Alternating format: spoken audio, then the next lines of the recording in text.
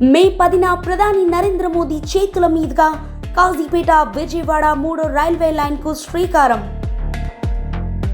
Telangana railway మౌలిక సదుపాయాల అభివృద్ధికి మరో భారీ ముందడుగుగా 1243 కోట్ల వ్యయంతో కాజీపేట విజయవాడ 3వ రైల్వే లైన్ ప్రాజెక్టుకు ప్రధానమంత్రి నరేంద్ర మోదీ గారు మే 10న ప్రారంభం పలకనున్నారు.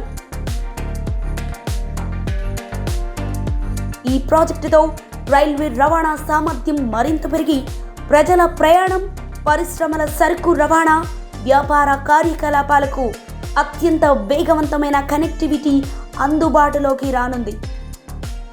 ప్రాజెక్టు ముఖ్యాంశాలు: సరుకు రవాణా వేగవంతం, ప్రయాణ సమయం తగ్గింపు, పరిశ్రమలకు మరింత లాజిస్టిక్ సపోర్ట్, తెలంగాణ ఆంధ్రప్రదేశ్ మధ్య మెరుగైన కనెక్టివిటీ, వ్యాపార పారిశ్రామిక రంగాలకు కొత్త ఊపు.